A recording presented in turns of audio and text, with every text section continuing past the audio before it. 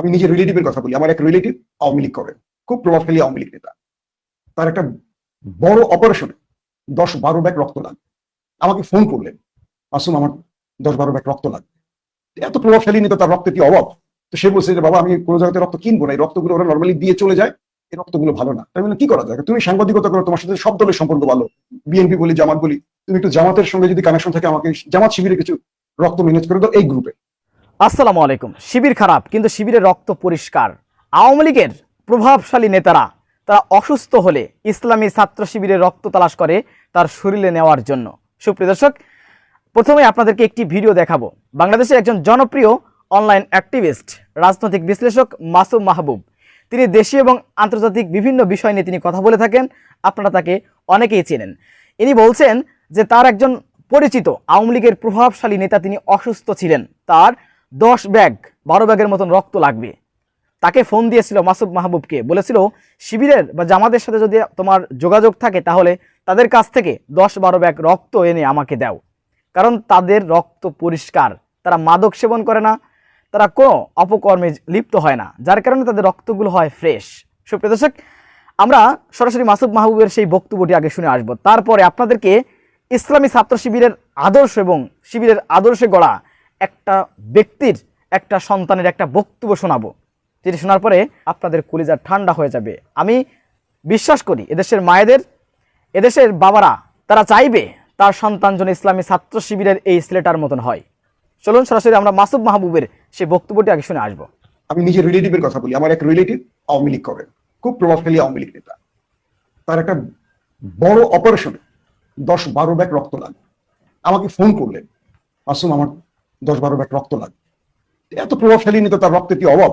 তো সে বলছে যে বাবা আমি কোনো জায়গাতে রক্ত কিনবো না, এই রক্তগুলো ওরা নর্মালি দিয়ে চলে যায়, এই রক্তগুলো ভালো না। তাই কি করা যায়? তুমি সাংবাদিকতা করো, তোমার সাথে সব দলের সম্পর্ক ভালো, আওয়ামী লীগ বলি, কি বলে বিএনপি বলি, জামাত বলি, তুমি একটু জামাতের সঙ্গে যদি কানেকশন থাকে আমাকে জামাত শিবিরে কিছু রক্ত ম্যানেজ করে দাও এই গ্রুপে। তো আমি সাংবাদিকতা করে এমন একজনকে চিনি যিনি এই বিষয়গুলোর সাথে জড়িত। তাকে বললাম যে ভাই শিবিরের সাথে আপনাদের কি ভালো যোগাযোগ আছে? বললাম যে ভাই কম বেশি আছে। আমি বললাম যে ওদের রক্তদান কর্মসূচি করে বা রক্ত দেয় এরকম কিছু গ্রুপ আছে না? হ্যাঁ। আমি বললাম যে সেখান থেকে আমার 10-12 ব্যাগ এই গ্রুপে রক্ত লাগবে। তিনি কোথায় কোথায় ফোন করলেন জানি না, হাসপাতালে চলে গেলেন তারা। 12টা ছেলে চলে গেছে, তারা গিয়ে রক্ত দিয়ে চলে এসছে। আওয়ামী লীগের প্রভাবশালী একজন নেতা শিবিরের রক্ত চায়, কারণ শিবির মাদক খায় না, আকাম কুকাম করে না। এই যে বিষয়টা বললাম, এটা একটু আপনার খোঁজ নিয়ে দেখেন। আমি শিবিরকে পছন্দ করি, আমি কিন্তু শিবিরকে ঘৃণা করি না। আমি একটা অন্য দলকে পছন্দ করতে পারি, কিন্তু শিবিরকে গত 15 বছরের চ্যালেঞ্জিং টাইমে এত কাছে পেয়েছি। 15 বছরে আমরা যখন হাসিনা বিরোধী আন্দোলন করতাম নেপথ্যে, শিবিরকে আমরা পরীক্ষিত বন্ধু হিসেবে পেয়েছি। এটা বেগম জিয়া নিজে বলেছে। শিবির খারাপ কিন্তু শিবিরের রক্ত ভালো। সুপ্রিয় দর্শক, এ হচ্ছে আওয়ামী লীগের প্রভাবশালী নেতারা এটাই মনে করে, এটাই করে থাকে। আমার পরিচিত একজন শিবির নেতা তিনি নিজে বলেছেন এবং তিনি রক্তের ব্যবস্থা করে দিয়েছিলেন আমার অঞ্চলে একজন আওয়ামী লীগের, এবং তিনি হিন্দু, আওয়ামী লীগ করেন এবং হিন্দু। তিনি তার মেয়ের জন্য রক্তের প্রয়োজন ছিল, তিনি ইসলামী ছাত্র শিবিরের কাছে রক্ত চেয়েছিলেন এবং ইসলামী ছাত্র শিবিরের রক্ত তার সন্তানকে তিনি দিয়েছিলেন। তিনি আওয়ামী লীগের একজন চেয়ারম্যান ছিলেন, মহিলা চেয়ারম্যান।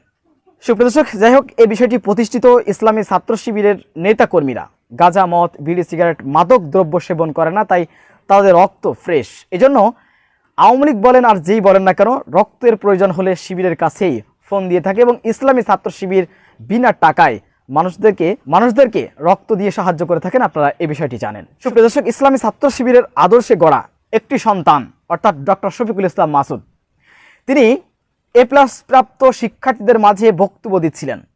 তার বক্তব্যটি বাংলাদেশের প্রত্যেকটি মায়েদের এবং প্রত্যেকটি বাবাদের শোনা প্রয়োজন। ইসলামী ছাত্র শিবির কি শিক্ষা দিয়ে থাকেন, এই বক্তব্যটি শুনলে আপনারা বুঝতে পারবেন, আপনাদের কলিজায় আঘাত করবে এই বক্তব্যটি। সুপ্রিয় দর্শক, চলুন সরাসরি ডক্টর শফিকুল ইসলাম মাসুদের আজকের এই বক্তব্যটি আমরা শুনে আসবো। আমরা আজকে এই প্রোগ্রামের আয়োজন করার মূল উদ্দেশ্য হচ্ছে এই দেশ থাকবে না 10 বছর পরে, এই দেশ পরিচালনার দায়িত্ব তোমাদেরকে নিতে হবে। সেই বোঝাটা তোমাদের ঘাড়ে আজকে আমরা চাপাই দেওয়ার জন্য এখানে আয়োজন করেছি। তোমরা কি এটা নেওয়ার জন্য প্রস্তুত আছো? প্রস্তুত? উপরে কেউ প্রস্তুত নাই? রাজি আছো ইনশাআল্লাহ? এই দেশকে দায়িত্ব না মানে হচ্ছে দেশ পরিচালনার দায়িত্বটা তোমাদেরকে নিতে হবে। প্রথমে তোমাদেরকে শুভেচ্ছা জানাই, কৃতজ্ঞতা জানাই, আন্তরিক ধন্যবাদ, মোবারকবাদ জানাই। অসম্ভব এবং অক্লান্ত পরিশ্রম করে তোমরা তোমাদের শিক্ষা জীবনের প্রথম একটা ধাপ তোমরা অতিক্রম করেছো। আমি তোমাদেরকে তোমাদের সায়েন্সের একটা থিওরি, একেবারে সিম্পল একটা থিওরি বলি। আমাদের যে মধ্যাকর্ষণ শক্তি আছে, মধ্যাকর্ষণ শক্তি অতিক্রম করে যখন কি উপরে উঠতে চায়, চাপটা তার বাড়ে না কমে? উপরে উঠতে চাইলে চাপ বাড়ে না কমে? কথা বোঝা যায়? শোনা যায় না? চাপটা বাড়ে না কমে? বাড়ে। আচ্ছা, এরপরে আর একটা মধ্যাকর্ষণ থিওরি বলো। যখন সেই মধ্যাকর্ষণ থিওরিটা অতিক্রম করে এই শক্তিটাকে ওভারকাম করে ফেলে, তখন তার চাপ নিতে হয় না, ওই চাপটাই তাকে ভাসিয়ে রাখে। চাপটাই তাকে ভাসিয়ে রাখে।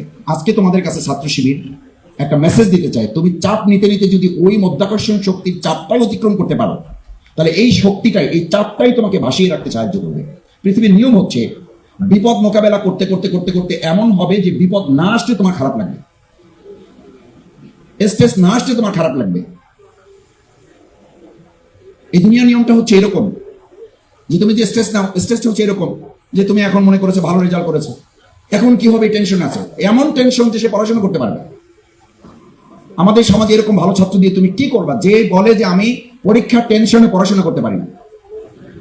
আমাদের সমাজে এমন মুসলিম খুঁজে পাবা যে বলে যে জান্নাত জাহান্নামের টেনশনে নামাজ পড়তে পারি না। আমি তোমাদের সেই প্রধান অতিথি আজকে যে জেলখানে ছিলাম, তো জেলখানে আমরা দুই জনকে নামাজ পড়তে বলতাম যে ভাই নামাজ পড়েন, জেলখানা বিপদে তো আছেন, আল্লাহর কাছে সাহায্য চাইতে আসেন। কয় মাসুদ ভাই আপনার বক্তৃতা সেদিন শুনলাম, শোনার পর থেকে এমন টেনশন জাহান্নামে তৈরি হয়েছে যে নামাজ পড়ার কথা বলে যাচ্ছি, নামাজ পড়ার কথা বলে যাচ্ছি। তারপরে তার বক্তব্য হচ্ছে দেখো, মানুষ যদি পজিটিভনেসটা অ্যাকসেপ্ট করতে না পারে তাহলে তার অসংখ্য যুক্তি থাকে। এরপরে সে বলতেছে মাসুদ আমরা জেলখানায় কারা? আমি বললাম সব অপরাধীরা দুনিয়ার দৃষ্টিতে। বলছি এই সব অপরাধীদের মধ্যে থেকে কাকে আপনি ইমাম ভাববেন, কার পিছনে আপনি বিশ্বাস করে নামাজ পড়বেন? এই জন্য ভাবছি আপাতত নামাজ না, জেলখানা থেকে বের হয়ে নামাজ শুরু করবো। প্রিয় শিক্ষার্থী বন্ধুরা, তৃতীয় কথা ভালো করে একটু মনোযোগ দাও। যে শিক্ষার এই স্তরে তোমরা এখন নিজেদেরকে উন্নীত করেছো, তোমাদের সাথে তোমাদের শ্রদ্ধাভাজন শিক্ষক মন্ডলী আছেন। আমি আমার শ্রদ্ধেয় শিক্ষক যারা, সবসময় শিক্ষকদেরকে বলে থাকি, আমি গতকালকে বাউফলে আমার শিক্ষকদের একটা প্রোগ্রাম ছিল, আমি আমার শ্রদ্ধেয় শিক্ষকদের বলে এসেছি, শিক্ষক যারা তারা সবসময় সবার শিক্ষক। এবং একজন ছাত্রছাত্রী শিক্ষার্থী ভবিষ্যৎ নির্ধারণ করার জন্য তিনটা শক্তি তোমার মাথায় থাকতে হবে। কয়টা? কয়টা? নাম্বার ওয়ান, আল্লাহর রহমত, স্রষ্টা। কারণ শিক্ষার মূল থিওরিটা পৃথিবীতে কেউ দেয়নি, দিয়েছে কে? এ করা। যদি এই কথা না বলতো, পৃথিবীতে শিক্ষা বলতে কি বোঝায় এটা কেউ জানতে পারতো না, এটা কেউ বুঝতে পারতো না। শিক্ষা তোমাকে তোমার বাবা বা বুঝতে দেয়নি, শিক্ষা আমাদের সম্মানিত শিক্ষক মন্ডলী আমাদেরকে মেসেজ দেয়নি। প্রথম মেসেজ এসেছে যার কাছ থেকে, তার থেকে তুমি রহমত না পেলে, তুমি ধরো তুমি একজনের কাজ করো। আমাদের বিশ্ববিদ্যালয়ে কথা বলা আছে, বিশ্ববিদ্যালয় এটা একদম 100% প্রযোজ্য তা নয়, যে বিশ্ববিদ্যালয়ে কেউ ফার্স্ট ক্লাস পায় না, তাকে first class, first, second, third সে পায় না, এটা তাকে দেওয়া হয়। কারণ শুধু রেজাল্টের উপরে ভিত্তি করে একজন ফার্স্ট ক্লাস, ফার্স্ট, সেকেন্ড হয় না। শিক্ষকের সাথে তার একটা আন্ডারস্ট্যান্ডিং এর ব্যাপার থাকে। আমার চোখের সামনে ভাই আমার ক্লাস ফ্রেন্ড সব প্রস্তুতি নিয়েছে, রিটেনে ফার্স্ট হয়ে গেছে অলরেডি, এখন শুধু ভাই ভাগ হবে। বাংলা সাবজেক্টের মতো জায়গায় ফার্স্ট ক্লাস পেয়েছে, rare case. Second class first, second, third হয়, তো ফার্স্ট ক্লাস বাংলা লিটারেচারে পাওয়াটা স্টাফ ইস্যু পেয়েছে। তার টেনশন হলো কোনোভাবে ভাই যেন সে সেকেন্ড না হয়, তাহলে সে সেকেন্ড হয়ে যাবে, টিচার হতে পারবে না ইউনিভার্সিটি। সে সব বড় বড় বই যা আছে একদম ভাইবার জন্য রিটেনে যা প্রস্তুতি, তার কয়েক গুণ প্রস্তুতি নিয়েছে, এবং সে কোনোভাবে মুখ থেকে তার বের হয়ে গেছে। এটা it's a very good lessoning, it's a very important message, তোমাদের জন্য অত্যন্ত তাৎপর্যপূর্ণ। আমার জীবনকে পরিবর্তন করে দিয়েছে এই ঘটনা। কোনোভাবে তার মুখ থেকে বের হয়ে গেছে, আমি এমন ভাইবার প্রস্তুতি নিয়েছি, আমার শিক্ষক আমাকে ভাইবায় আটকাতে পারবে না। ব্যাস, কোনোভাবে এই কথাটা তার শিক্ষকের কানে গেছে, ভাইবে গেছে, কি অবস্থা, প্রস্তুতি কেমন, বের হয়েছে আমার সাথে, আমার আগে ভাইবে দিয়েছে, আমি বিষয় এসে চোখ দিয়ে পানি ঝরতে বাইরে বেরোচ্ছে। আমরা কি ব্যাপার, হোয়াটসঅ্যাপে কি হয়েছে? বলছে একটা দুর্ঘটনা ঘটে গেছে।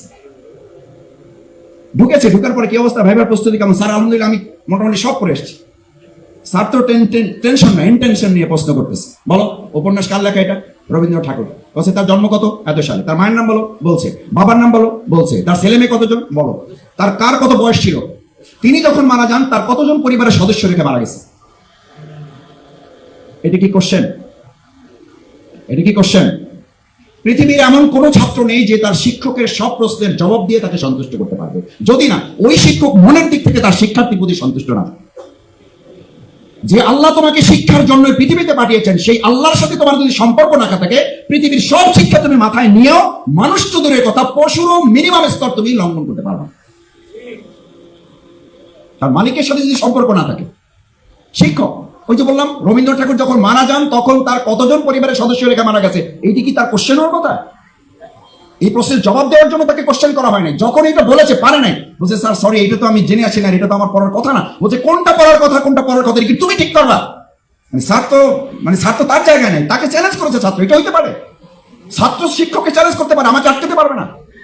ছাত্র যদি শিক্ষককে চ্যালেঞ্জ করতে না পারে, তাহলে সৃষ্টি কি করে তার স্রষ্টাকে চ্যালেঞ্জ করবে? অথচ চ্যালেঞ্জ করছে পৃথিবী, তা না করে নাই, করেছে। টাইটানিক আমরা আবিষ্কার করেছি, পৃথিবীর মানুষ আবিষ্কার করেছে। আবিষ্কার করে শুধু এতটুকু অহংকার তার মধ্যে তৈরি হলো, it's not only Titanic, it's absolute mini state, don't destroy. Please understand, স্রষ্টার সাথে বিদ্রোহ ঘোষণা করে নাই, শুধু বলেছে ইটস নট অনলি টাইটানিক। যে টাইটানিককে তোমরা লাভ স্টোরি বলে, it's not love story, it's unfortunate story. আমি সেই সময় আমার বন্ধুদের কাছে ইউনিভার্সিটি শুনতাম, আমি 13 বার দেখেছি। আমি 13 বার কপাল করেছি। কেউ বলতো আমি 14 বার দেখেছি, আমি 14 বার কপাল করেছি। ওটা তো লাভ স্টোরি না, ওটা আনফরচুনেট স্টোরি। ওখানে শেখানো হয়েছে অহমিকা, দাম্ভিকতা, অহংকার যার মধ্যে থাকে, স্রষ্টার সাথে যদি কেউ চ্যালেঞ্জ করে, সে 1 সেকেন্ড পৃথিবীতে টিকে থাকতে পারে। সেই টাইটানিক কি বলেছিল? মানুষ তৈরি করে চ্যালেঞ্জ করেছিল, স্রষ্টাকে জানিয়ে দিয়েছিল it's not only Titanic, it's absolute mini state. এটা টাইটানিকের লঞ্চ না, এই যে লঞ্চের দেশের লোক। আমি আজকে লঞ্চে যাবো, আমি লঞ্চের লোকদের মাঝে মধ্যে দেখি, তোমরাও নিশ্চয়ই যাওয়া আসা করো। আমি তো তোমাদের লোক, তোমাদের মানে শুধু পটুয়াখালী না, আমার ধানদি মাদ্রাসার ছাত্র, আমার প্রিয় মাদ্রাসা, যে মাদ্রাসা থেকে আমি পড়াশোনা করে আজকে তোমাদের সামনে দাঁড়িয়েছি। আমার সেই ধানদি মাদ্রাসা এখানে আছে, তাদের বোধহয় কত 16 জন তারা এখানে থাকার কথা আমি যতটুকু শুনেছি, এবং পটুয়াখালী জেলায় সম্ভবত তারা প্রথম হয়েছে। তাদের সহ মাদ্রাসার মধ্যে, তাদের সহ সবার জন্য একটা করতালি, সবার জন্য। আমার মাদ্রাসার জন্য একটা করতালি চেয়ে নিতে পারি না? আমার মাদ্রাসার জন্য একটা করতালি তোমাদের কাছ থেকে চেয়ে নিলাম। কি বলছি? এই লঞ্চে যখন যাও, আমি লঞ্চের মালিকদের, স্টাফ যারা থাকে, দেখো এটা একটা গুরুত্বপূর্ণ মেসেজ। ঝড় ওঠে, বন্যা ওঠে, অনেক সময় ঢেউ থাকে, আমরা ঢেউটা রুমে বসে বুঝতে পারি স্রষ্টার সাথে মানুষের সম্পর্কটা কেমন, জ্ঞানটা কেমন। দেখো রুমে বসে আমরা বুঝতে পারি যে এখন নদীর অবস্থাটা কি। কেন বুঝতে পারি? লঞ্চ চালু হয়েছে, প্রথম দিকে প্রথম তেলাওয়াত চলে টিভিতে, অথবা মাওলানা সাইদ হিসেবে ওয়াজ চলে, হঠাৎ দেখি সিনেমা চলে আসছে, ভালো, বন্ধ করে দিলাম, অথবা আমরা একটু হাঁটাহাঁটি করি বাইরে, হঠাৎ দেখি আবার তেলাওয়াত ওয়াজ শুরু হয়েছে। আমি এটা দেখার পরে বললাম যে ভাই ঘটনা কি? একজন আমাকে বললো যে মাসুদ ভাই একটু বারান্দা দিয়ে দেখেন, সম্ভবত নদীর অবস্থা ভালো না। কোথার অবস্থা ভালো না? নদীর অবস্থা ভালো না। সত্যি আমি গিয়ে দেখলাম যে ঢেউটা একটু বেশি, বৃষ্টি শুরু হয়েছে, হালকা পানিও পড়তেছে। যারা চা বিক্রি করে, ওই যে দোকান থাকে, ছোট্ট স্টল, আমি ওদেরকে জিজ্ঞেস করলাম কি হয়েছে? বলছে স্যার আমাদের এখানে নিয়ম হইলো যখন একটু বন্যা বাদল থাকে তখন ওয়াজ চলবে।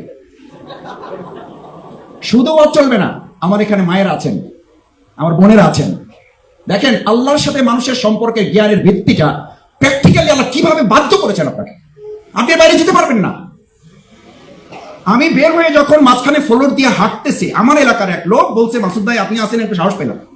আমি ওখানে কি হয়েছে? বলছে আমার সাথে আমার মা আছে, বৃদ্ধ মানুষ, বুঝতে পারে না তেমন কিছু, কিন্তু ভয় পাচ্ছে খুব। আমি কোথায় আছে, সালাম দেবো, বলছে না সে নামাজে আছে। বলছে কি নামাজ পড়তেছে এখন?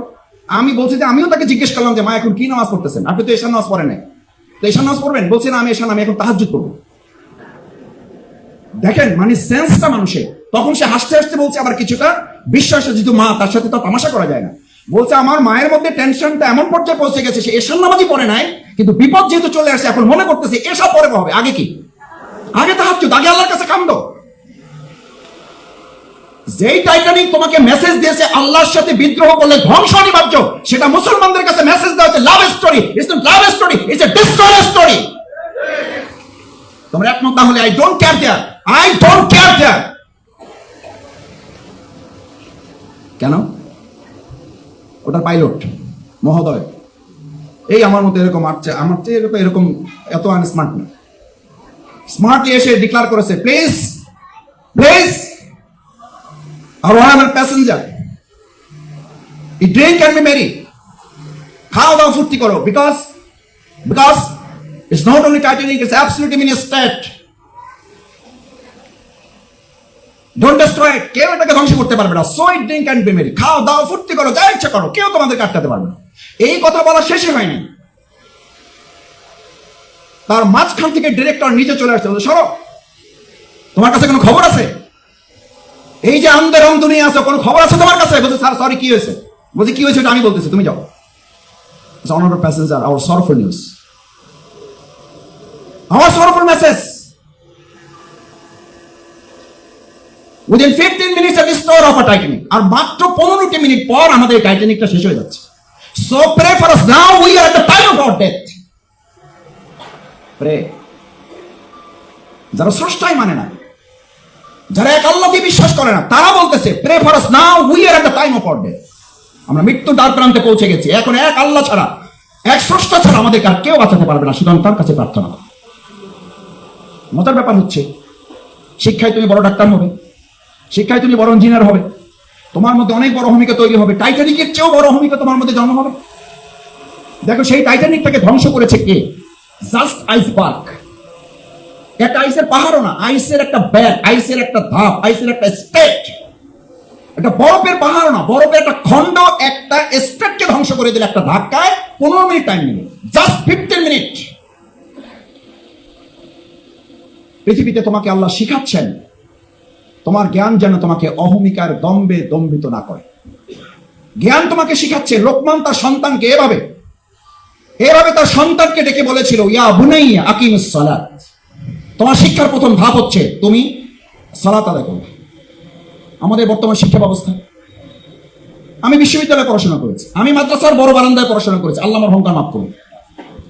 আমার বিশ্ববিদ্যালয়ের শিক্ষক আমার সামনে এরকম যখন একজন ছাত্রী বোরকা পরে বসে আছে, হিজাব পরে, নেকাব পরে বসে আছে, আমার বিশ্ববিদ্যালয়ের শিক্ষক, কত দুর্ভাগা বাংলাদেশে বাস করো, আমার শিক্ষক বললেন তোমাকে আমি চিনতে পারছি না, stand up, stand up and go back, stand up and go back. এই তোমার প্রিয় মাতৃভূমি বাংলাদেশের বিশ্ববিদ্যালয়। আমি বাংলায় পড়েছি, আমাকে আমার শিক্ষক আমার ক্লাসে দাঁড়িয়ে বলতেন, বাংলায় নজরুল, কবি নজরুল নিয়ে পড়ার কিছু নাই, যদি কিছু পড়তে হয় রবীন্দ্র, শরৎচন্দ্র নিয়ে পড়ো।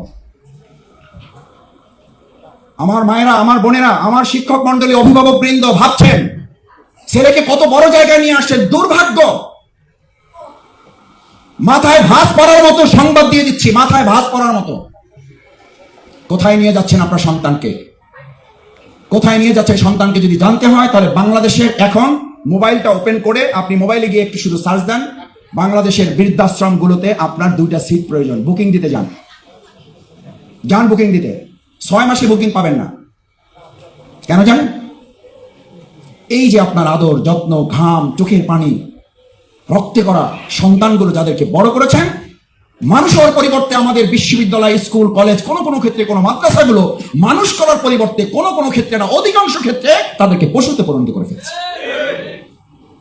আমার ভাইয়েরা, আমার শিক্ষার্থীরা, আমার ছাত্রী কন্যারা, তোমরা তোমাদের মতো কন্যা আমার এখন আছে। আমার কথায় কষ্ট নিও না। তুমি হয়তো মনে করছো যে আমাদেরকে ওইরকম মনে করতেছে, তোমাকে ওইরকম মনে করতেছে না। তাহলে বৃদ্ধাশ্রমে সিট খুঁজে পাচ্ছি না কেন? 6 মাসে বুকিং পাচ্ছি না? ওখানে কি রিক্সাওয়ালার বাবারা? ওখানে কি শ্রমিকের বাবারা? ওখানে কি মজুরিদের বাবারা? ওখানে বিশ্ববিদ্যালয় শিক্ষকের বাবা মায়েরা, কানাডায় থাকে, ফ্রান্স থাকে, জার্মান থাকে, ইটালিতে থাকে, তাদের বাবা মায়েরা। তুমি জানো না, আমার কাছে আমাদের 10টা 11টা অ্যাম্বুলেন্স আছে, আমাদের ইসলামী ছাত্র শিবির Jamaat Islami 11টা ambulance free service দিচ্ছি আমরা। এমন জায়গা থেকে ফোন আসে, বলে যে ভাই তার এক সন্তান থেকে কানাডা, এক সন্তান থেকে ইংল্যান্ড, আর এক মেয়ে থাকে ফ্রান্সে, তারা মেসেজ দিয়েছে টাকা যা লাগে আমরা দিব, আপনারা দাফনের ব্যবস্থা করেন, আমাদের হাতে সময় নেই। আমি নিজে সাক্ষী থেকে বলছি, আমার নিজের কানে। টাকা আমরা দিচ্ছি, আমাদের সময় নেই, দাফন করে দেন। আমরা বলছি কোথায় করবো? বলছে যেখানে পারেন করেন। আমার মায়েরা যারা আসছেন, আমার এই কন্যাদেরকে সামনে রেখে পৃথিবী এখন স্লোগান তোলে না, please give me a good mother, I will give a good nation. কোথায় পেয়েছে স্লোগান? ইংরেজিটি বললে মনে করে আরে বাপরে বাপ, শফিকুল ইসলাম মাসুদ টুকটাক ইংরেজিও জানে। আরে ভাই, ইংরেজি কথাটা তো ইংরেজি না, এটা তো আরবিতে, এটা তো আল্লাহর বিধান। আমি দেখেন আপনারা, আমি এই ইসলামী ফাউন্ডেশনের কথা বললাম না, আমার উপস্থিত বক্তৃতায় যেটা আবার বলছি, আমি প্রধানমন্ত্রীর কাছ থেকে তখন মেডেল নিয়েছি। এখান থেকে তো শুরু হয়েছে। ফাউন্ডেশনে তো উপজেলা থেকে বক্তৃতা করতে করতে আমাকে ঢাকায় যেতে হয়েছে। আমার এখানে প্রতিযোগিতার কম্পিটিশনের টপিক পড়েছিল জাতীয় সঙ্গীত। আচ্ছা, আপনি কল্পনা করেন জাতীয় সঙ্গীতের সাথে আপনি কোরআন হাদিস মিলাইতে পারবেন? আমাকে দুটা তোলার সুযোগ দেয়, দুটা টপিক। প্রথমে আমাকে একটা তুলতে দিল, ওইটা পড়লো রবীন্দ্রনাথ ঠাকুর। মানে কপাল ভালো হলে যা হয় আর কি। তো আমি চিন্তা করলাম রবীন্দ্র ঠাকুরের ব্যাটারি নিয়ে কি বলবো, রাখলাম ওটা, উঠাইলাম আর একটা, পড়ছে জাতীয় সঙ্গীত। কই যাবেন? চিন্তা করলাম, মাথাটা একটু শক্ত করলাম, পায়জামা পাঞ্জাবি পরা, টুপি পরা, মাদ্রাসায় পড়ি, শক্ত করে দাঁড়াইলাম। দাঁড়াই এরকম ডায়াসটা ভালো করে ধরলাম, ধরে প্রথমে শুরুই করলাম কোরআনের আয়াত দিয়ে। যারা বিচারক ছিল তাকাইছে যে এই ছেলের কি মাথা ঠিক আছে, জাতীয় সঙ্গীত সাথে কোরআনের কি সম্পর্ক? আমি সেই পুরো বক্তৃতা শোনানোর জন্য আপনাদেরকে এখানে দাঁড়াইনি। আমি চ্যালেঞ্জ দিতে, আমি তোমাদেরকে একটা চ্যালেঞ্জ তুলে দেওয়ার জন্য। এই চ্যালেঞ্জটা তোমাদেরকে মাথায় নিতে হবে। আমার এক প্রিয় ডাক্তার, যারা ডাক্তার হবো তোমাদের জন্য উন্মুক্ত। আমরা ছাত্র শিবির শুধু আজকে একটা বক্তৃতা শোনানোর জন্য তোমাদেরকে এখানে ডেকে নিয়ে আসে নাই। একটা ক্রেশ দেখি আমার হাতে, একটা ক্রেশ তোমাদের হাতে দেওয়ার জন্য তোমাদেরকে ডাকাই নাই। তোমার হাতে এটার ক্রেশটার দাম সর্বোচ্চ আমি জানি না 100 টাকা হইতেও পারে, নাও হইতে পারে। তুমি বাড়িতে বসে 300 টাকা এর চেয়ে সুন্দর একটা ভালো ক্রেশ বানিয়ে বাড়িতে রাখার মতো তৌফিক তোমাদের সবাই আছে। এই ক্রেশটের মূল্যটা কি ওই 500-1000 টাকার চেয়ে কম না বেশি? কেন বেশি? বেশি হচ্ছে এই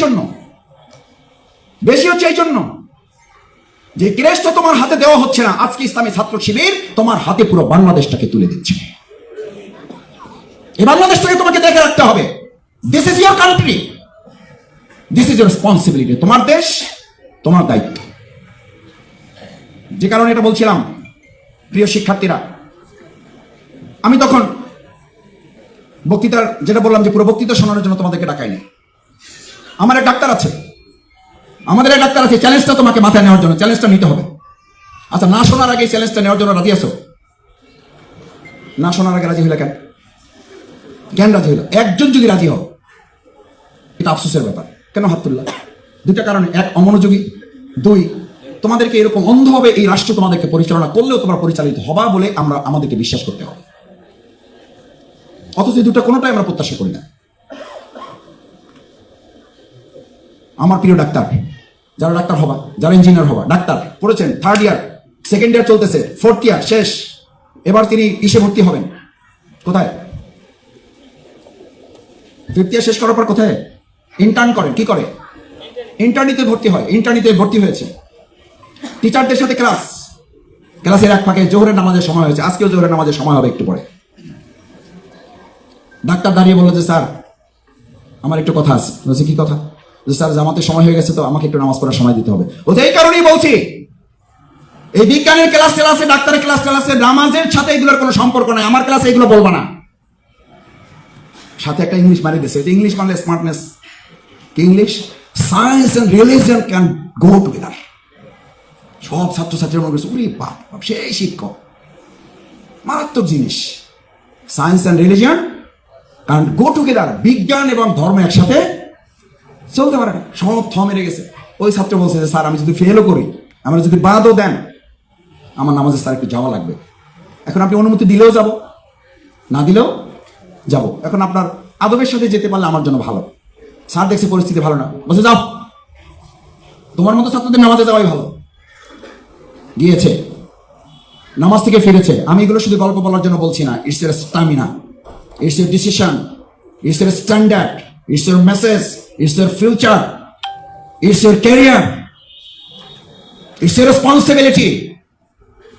ছাত্র ফিরেছে, এবার লাস্ট টেস্টটা হবে, সবাইকে কুইজের জন্য দিয়ে দেওয়া হয়েছে।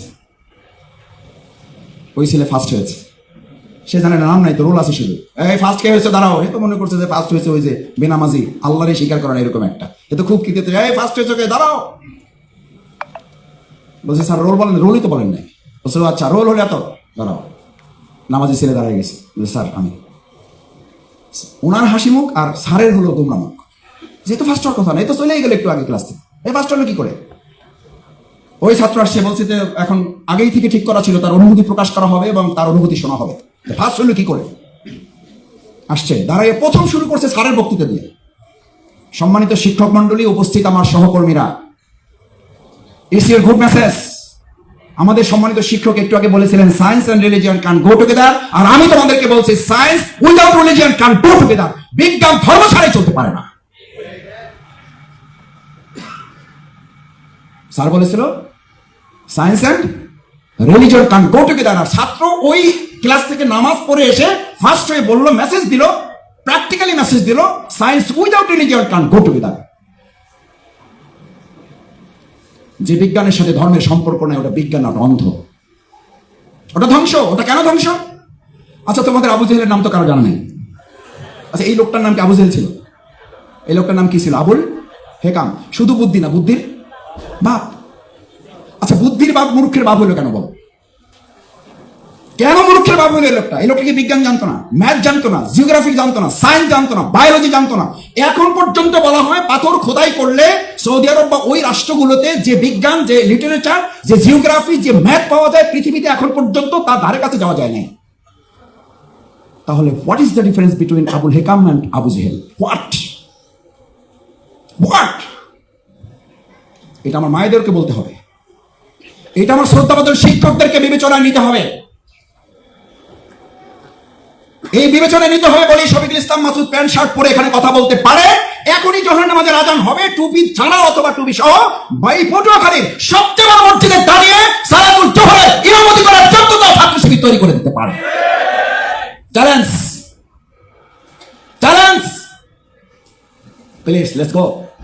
চলেন এই প্রোগ্রাম শেষে। This is my not credit, this is my not credit for my mother and father.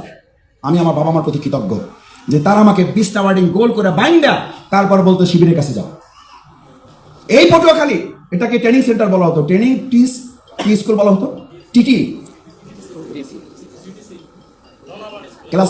Class 9-এ পড়া থাকতে ডোনামেন স্কুলে এসে আমি, আমার বাবা মা এরকম গোল বাস্তব 20টা ওয়ার্ডিং বাইন্ডার গোল করে দিত যে তোমার মাদ্রাসা তোমাকে ইসলাম শেখাবে, আর ছাত্র শিবির যা পেয়েছি, যা যতটুকু জেনেছি, এই ছাত্র শিবির তোমাকে জান্নাত উপযোগী মানুষ বানিয়ে দেবে। যাও যাও, গো টু শিবির।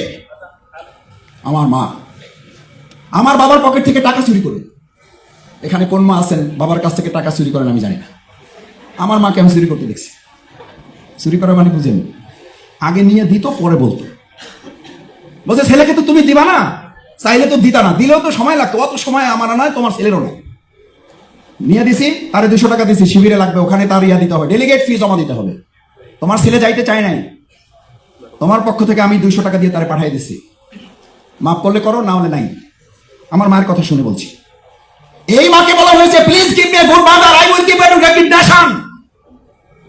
আমাকে ভালো মা দাও, আমি একটা ভালো জাতি, একটা ভালো দেশ, একটা ভালো রাষ্ট্র উপহার দেব।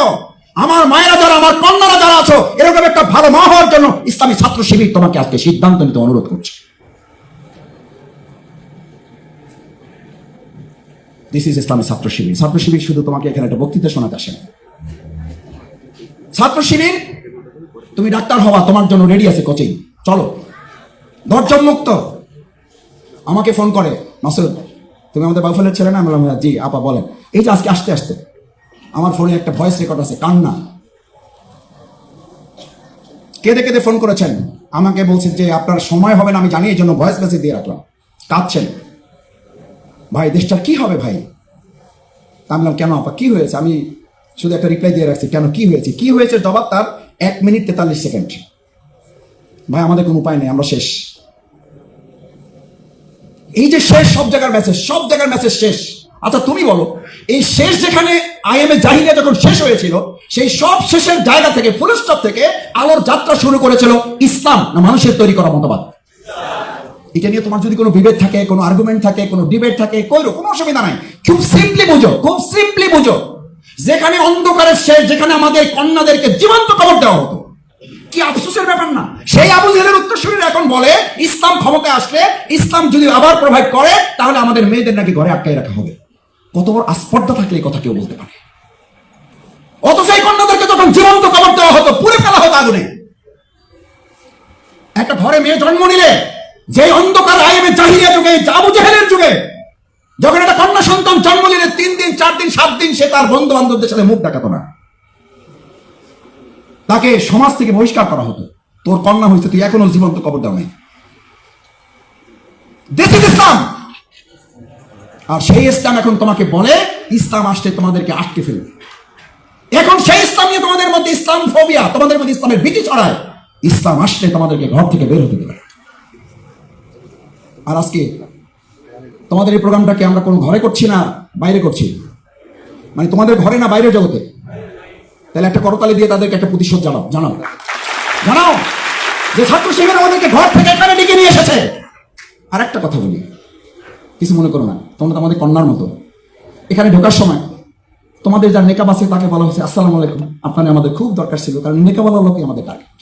আসেন, যার নেকাব নাই একটু এদিক ওদিক আছে, এই পাশে দাঁড়ান। এটা শিবিরের প্রোগ্রাম, জেনেও আপনি অবস্থায় এসেছেন, ভারী অন্যায় করেছেন। আমরা বাবা মা কোথায় ডাকেন, শিক্ষক কোথায় ডাকেন, এতটুকু হুঁশ বুদ্ধি নাই, শিবিরের প্রোগ্রামে আসছেন। এই কথা বলা হয়েছে এরকম একজন লোক দাঁড়াও। একজন অভিভাবক বলেন ছাত্র শিবির আমাদের সাথে অন্যায় আচরণ করেছে।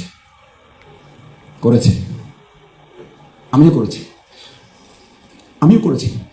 আমি এই কথাটা বলতে ইমোশনাল হচ্ছি।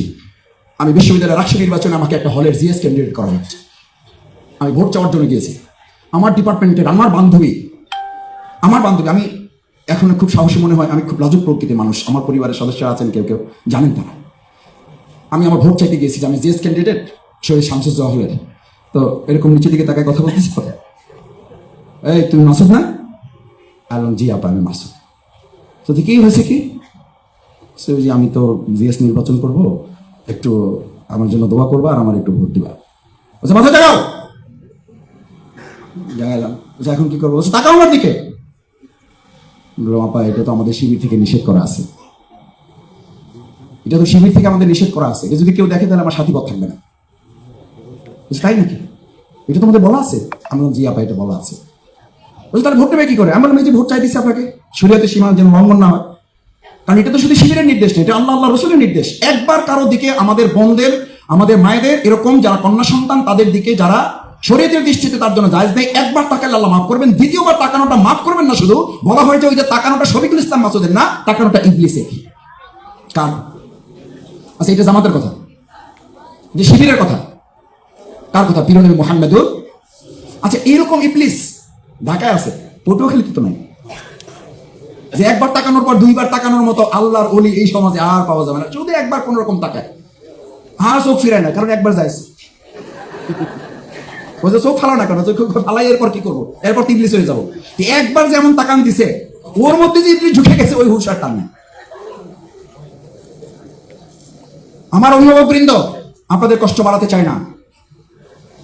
বাংলাদেশ ইসলামী ছাত্র শিবিরে ইবলিসপনা থেকে একজন যুবককে বাঁচানোর জন্য আমাকে যখন এই কথা বলেছে, আমি যখন বললাম আপা আমি যদি আপনার দিকে তাকাই, আমি আপনার ভোট নেব না, আমি আপনার ইজ্জত নেবো, আমার এটা ভিডিও ক্লিপে ভাইরাল কথা আছে।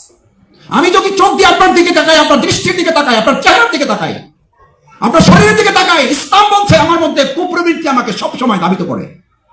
এটা একজন পীর সাহেব এটা বললে হবে না, এটা আমরা তো পীরের এলাকার লোক, সব পীর তো আমাদের এলাকা, আলহামদুলিল্লাহ। পীরদের প্রতি শ্রদ্ধা রেখে বলছে, আমার এক পীর বলছিল, ওই পীরের নাম বললাম না, বলছে মাসুদ কোনো লোক যদি বলে যে কোনো কন্যা, কোনো নারী দেখার পরও তার কোনো সেন্স পরিবর্তন হয় না, তার ওর পিছনে নামাজ পড়া হারাম। ওর পিছনে আমি বললাম হুজুর এটা কি করলেন? কিন্তু আল্লাহর বলি, এটা বিরাট ব্যাপার স্যাপার, যে কোনো তার চেঞ্জ নাই, কোনো তার ইয়ে নাই, ইমোশন নাই, বিরাট ব্যাপার। আল্লাহর সাথে ডাইরেক্ট লাইন বলছে, ডাইরেক্ট ওটা ইবলিসের সাথে ডাইরেক্ট লাইন। কারণ প্রথম কথা হলো মিথ্যা কথা বলছে, কারণ এটা হলো আল্লাহ দেওয়া নিয়ম, এই নিয়মটাকে সে অস্বীকার করছে। দুই হইল তাহলে তার মধ্যে পুরুষত্ব নাই, আর এরকম পুরুষত্ব না থাকলে ইমামের জন্য যায় না। তিন নম্বর কারণে, যে কারণে নামাজ পড়বা না, সেটা হলো এই আল্লাহদ্রোহী, এই আল্লাহর আইনের বিপরীতে সে দাঁড়িয়ে গেছে। এর পেছনে নামাজ তিন কারণে পড়া যায়। আমার মায়েরা, আমার শিক্ষক মন্ডলী, আমার সুধী মন্ডলী যারা সন্তানদেরকে নিয়ে এসেছেন, আমি আমার ওই বোনকে বলেছিলাম আমার ভোট দরকার নাই, আপনার ইজ্জতে রক্ষা চাই। বলছে যে তোরে ভোট দেবো না, তুই খারাপ, তোর এখন চা খাওয়াবো। আমি বললাম আগে তুমি ছিলে, এখন তুই। আমি ডাকতেছি, আপনি কয় যে তোরে ভালোবাসি, কয় যে তোরে ভালোবাসি। আমি বললাম আমি ভালোবাসা চাই না, ভোট চাই। কয় ভোট ভালো না বাসে তোরে ভোট দেবো কেন? আমার ভাইয়েরা, আমার বোনেরা, আমার মায়েরা, হাসার জন্য এটা বলি নাই, একটু যোগ করো না। বেসিক্যালি আমার ভিডিও পাবেন এটা।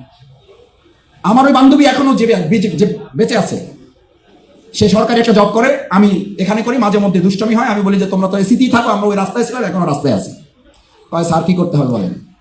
কেন হে মনে করছে আমি এমপি মন্ত্রী হয়ে কি যে একটা করে আলাদা কাজে স্যার কি করতে হবে না কিছু করতে হবে না। ওই সময় একটা ভোট দিতে চাইছিল, দিতে পারো না, কারণ পরে রাষ্ট্রীয় নির্বাচনটা বন্ধ হয়ে গেছে বলেছে। এই কারণে সে তখন বলেছিল তোরে ভালোবাসি, শুধু তোরে ভোটও দেবো, তোরে ভালোবাসি, কারণ যে আমার ইজ্জতের সুরক্ষা দেবে সেই হচ্ছে আমার ভাই, তাকেই ভালোবাসি। ইসলামী ছাত্র শিবির কোনো গার্লফ্রেন্ড বয়ফ্রেন্ড তৈরি করে না। ইসলামী ছাত্র শিবির শিক্ষা প্রতিষ্ঠানে ভাই এবং বোন তৈরি করে, মাঝখানে ইসলামের ড্যাম তৈরি করে একটা সুরক্ষা দিয়ে দিতে চায়। আমরা ভাই বোন, আমার বোনের ইজ্জত রক্ষা করা যেমন আমার দায়িত্ব, আমার এই কন্যাদের ইজ্জত রক্ষা করা ছাত্র শিবির দায়িত্ব মনে করে। ওমর রাদিয়াল্লাহু তাআলা ইসলাম গ্রহণ করার আগে কি ছিল? সবচেয়ে জঘন্য মানুষ ছিল, পশু ছিল। সেই ওমর যখন ইসলাম কবুল করেছে, ইসলামী ছাত্র শিবির বানানো কোনো হিস্ট্রি না এটা, সেই ওমর যখন ইসলাম কবুল করলো, সুন্দরী রমণী যুবতী সব সুসজ্জা করা লোক তার সামনে রাত্রিবেলা হাজির। প্লিজ লেটস গো, চলেন। কোথায় যাবেন? What is the definition of Islam? What is the nature of Islam? What is the beauty of Islam? What is the structure of Islam? তোমাকে জানতে হবে, এটা জানতে হবে। সেই ওমরই বলল, ওই মহিলা থরথর করে রাস্তায় কেঁপে পড়ে যাওয়ার অবস্থা। কিন্তু হিস্ট্রি কি বলে? হিস্ট্রি বলে ওই কন্যা, ওই সুন্দরী রমণী যুবতী বললো যে তোমার হাত থেকে তো রক্ষার আর কোনো উপায় নাই, আমার স্বর্ণ গহনা যা আছে সব নিয়ে নাও, আল্লাহর রাস্তায় আমার ইজ্জতটা বাঁচাও। বলছে যে আমি ওমর কিছুক্ষণ আগে মুহাম্মদুর রাসূলুল্লাহ সাল্লাল্লাহু আলাইহি সাল্লামের কাছে ইসলাম কবুল করে এসেছি, তোমার স্বর্ণ গহনার তো নিরাপত্তা আমি দেবই, তোমার নিরাপত্তা দেওয়ার দায়িত্ব আমার। তুমি আমার পিছনে থাকবে, পিছনে থেকে তুমি আমাকে গাইড করবে, সামনে যাবে, পিছনে যাবে, ডানে যাবে না বামে যাবে। বলছে কেন, আমি সামনে যাই, তুমি পিছনে আসো। বলছে না, বলছে আমি আমার ভালো হয়েছি, মুসলিম হয়েছি, এটা ঠিক আছে, কিন্তু শয়তানি প্রবৃত্তি আমার মধ্যে এখনো আছে, আমি তোমার দিকে চোখ দিতে চাই না। দিস ইজ ইসলাম। প্রিয় তরুণেরা, প্রিয় যুবকেরা, এই সমাজ রাষ্ট্র বিনির্মাণে আজ এমন বিশ্ববিদ্যালয় যেখান থেকে 100 সেঞ্চুরি করার দুঃসংবাদ আমাদের কাছে পাওয়া যায়। আমি মাঝে মধ্যে বলি আমাদের তরুণরা, আমাদের যুবকরা সবচেয়ে বেশি ধ্বংস হয় কি গ্রামে না শহরে? শহরে। বিশ্ববিদ্যালয় হাট, বিশ্ববিদ্যালয়ের মাঠ, তোমাদের বিশ্ববিদ্যালয় সোহরাওয়ার্দীর মাঠ, ঢাকা বিশ্ববিদ্যালয় যাবা না? যাবা, ওয়েলকাম। ঢাকা মেডিকেলে ওয়েলকাম, বুয়েটে welcome, Suhrawardy welcome, Sher-e-Bangla welcome, Salimullah welcome. আমরা তোমাদের জন্য দাঁড়িয়ে আছি। ওই মায়ের, ওই বোনের যে কথাটা বলার জন্য তুলেছিলাম, ফোন করেছিল, তার ছেলেটাকে আমি যেন শুধু রেটিনাতে ভর্তি করাই না, ভর্তি করাবো এবং শিবিরের হাতে তাকে তুলে দিয়ে বলবো সে মেডিকেলের চান্স পাক আর না পাক, সে যেন 5 ওয়াক্ত নামাজি হয়। আমি বললাম আমাদের এরকম তো কোচিং নাই আপা। বলছে মাসুদ তুমি মিথ্যা কথা বলবো না। আমি বললাম আপা এটা কোনো কথা বললেন, আমি মিথ্যা বলবো কেন? আমাদের 5 ওয়াক্ত নামাজের তো কোনো কোচিং নাই, আমাদের কোচিং হলো মেডিকেলে তাকে চান্স পাওয়ানোর কোচিং। বলছে ওই চান্স পাওয়ানোর কোচিং এ আমি শুনেছি তোমাদের আলাদা স্পেশাল ক্লাস আছে, সেই ক্লাসে তোমাকে ভর্তি করে দিতে হবে আমার ছেলেটা, যেন মেডিকেলেও চান্স পায়, আবার 5 ওয়াক্ত নামাজিও হয়। আমি বললাম আবার ঠিক আছে, আমি শিবিরের ভাইদেরকে আমি বলে দেবো সে মেডিকেলে পড়ার পাশাপাশি যেন 5 ওয়াক্ত নামাজিও হয়। আমার বোনের, আমার ভাইয়েরা, আমার কন্যা সন্তানেরা, আমার তরুণ যুবকেরা, তোমাদেরকে শেষ আহ্বান জানাই, আসো। আমার knowledge brings us nearer to ignorance. আমাদের জ্ঞান আমাদেরকে অজ্ঞতার দিকে নিয়ে যাচ্ছে। আমার ignorance brings us nearer to death. আর এই অজ্ঞতা আমাদেরকে বিপদের দিকে না, আমাদেরকে মৃত্যুর দিকে ধাবিত করছে। এখান থেকে বাঁচার জন্য বাংলাদেশ ইসলামী ছাত্র শিবির তোমাদেরকে আহ্বান জানায়, আসো। বাংলাদেশ ইসলামী ছাত্র শিবির আজকের এই সমাজের জন্য একটা পরিপূর্ণ বিশ্ববিদ্যালয়ের নাম। সেই বিশ্ববিদ্যালয়ে তোমাদের সবাইকে ভর্তি হওয়ার জন্য না, সেই বিশ্ববিদ্যালয়ের সাথে সম্পৃক্ত থেকে সৎ, যোগ্য, দক্ষ নাগরিক বিনির্মাণ করা। আজকের উপদেষ্টারা, প্রধান উপদেষ্টা, অন্যান্য উপদেষ্টারা বলছেন আমরা তখন বলেছিলাম একটাই দায়িত্ব, সেটা হচ্ছে সৎ এবং যোগ্য দক্ষ লোক তৈরি করা। আমি শেষ কথা বলি, এই মোবাইলে তুমি সার্চ দাও, আজকে ক্যারিয়ারের কথা আলোচনা ঘন্টার পর ঘন্টা করতে পারো। মায়েরা, বাবারা ভালো করে খেয়াল করেন, আপনি ডাক্তারের জন্য এখন এখানে অনলাইনে সার্চ দেন, কত ডাক্তার লাগবে, কত অভিজ্ঞতা লাগবে, কত চিকিৎসা লাগবে, সব এখানে পাবেন। সার্চ দেন, এখানে বসে পাবেন। আপনাকে এখানে লাইভে শোনাই দেবে আপনার জ্বর হয়েছে, কাশি হয়েছে, ক্যান্সার হয়েছে, যক্ষা হয়েছে, হাম হয়েছে, করোনা হয়েছে, আপনি এটা করেন। আচ্ছা, এখন সার্চ দেন, গুগলে গিয়ে বলেন ভাই গুগল, আসসালামু আলাইকুম, আমার বাউফল পটুয়াখালী উপজেলা পরিষদ জেলা কার্যালয় পটুয়াখালীর পৌরসভা পরিচালনার জন্য আমার 5 জন সৎ, যোগ্য, দক্ষ মানুষ দরকার। যদি বিশ্বাস না হয়, আমার আইটি এক্সপার্ট এখানে আছে, যাও সার্চ দিলে সৎ মানুষ দরকার, 5 জন সৎ মানুষ দরকার, 3 কোটি টাকা দেবো, লিখে দাও, সার্চ দাও গুগলে। ওই ব্যাপারটা তোমাকে নিয়ে যাবে ক্লাস 7-এর সততার ক্লাসে। তার মানে হচ্ছে গোটা পৃথিবী তথ্য প্রযুক্তিতে অনেক দূর চলে গেলেও সততার জায়গায় এখন পর্যন্ত গুগল আছে। কোন ক্লাসে? কোন ক্লাসে গুগল? বিশ্বাস না হলে এখন সার্চ দাও, বাড়িতে গিয়ে সার্চ দিয়ে দেখো। এই জায়গায় গুগলকে অতিক্রম করে ইসলামী ছাত্র শিবির এই দেশ পরিচালনায় 2 জন মন্ত্রী উপহার দিয়েছিল। তারা বলেছিল আমরা 3টা মন্ত্রণালয় চালিয়েছি, 2 টাকার দুর্নীতি করেছে, প্রমাণ করতে পারলে আমরা এখান থেকে চলে যাব। This is Bangladesh, this is Bangladesh ইসলামী ছাত্র শিবির। এটা হচ্ছে ছাত্র শিবিরের অর্জন। আসো, সেই অর্জনে তোমরা যখন আরো মিলিত হবে তখন আমরা সমৃদ্ধ একটা বাংলাদেশ বিনির্মাণ করতে পারবো। সেই সমৃদ্ধ বাংলাদেশ বিনির্মাণে তোমাদের সাথে আমরা যাত্রী হতে চাই। আমরা তোমাদের সাথে নিব না, তোমরা যাবে, তোমাদের পিছনে আমরা হাঁটবো। সেই বাংলাদেশের নেতৃত্ব তোমরা দেবে, সেই প্রত্যাশা ব্যক্ত করে শিক্ষক মন্ডলী, অভিভাবক বৃন্দ যারা আছেন সবাইকে ধন্যবাদ জানিয়ে আমার কথা শেষ করছি। আল্লাহ হাফেজ। বাংলাদেশ জিন্দাবাদ, ইসলামী ছাত্র শিবির জিন্দাবাদ। সুপ্রিয় দর্শক, ইসলামী ছাত্র শিবিরকে আপনারা কিভাবে দেখেন অবশ্যই আপনাদের মূল্যবান মন্তব্য কমেন্ট বক্সে জানাবেন। সবসময় সত্য নিয়ে ভেজাল তথ্য পেতে স্বাধীন Bangla TV YouTube channel subscribe করে আমাদের সাথে থাকুন। আসসালামু আলাইকুম রহমতুল্লাহি ওয়া বারাকাতুহু।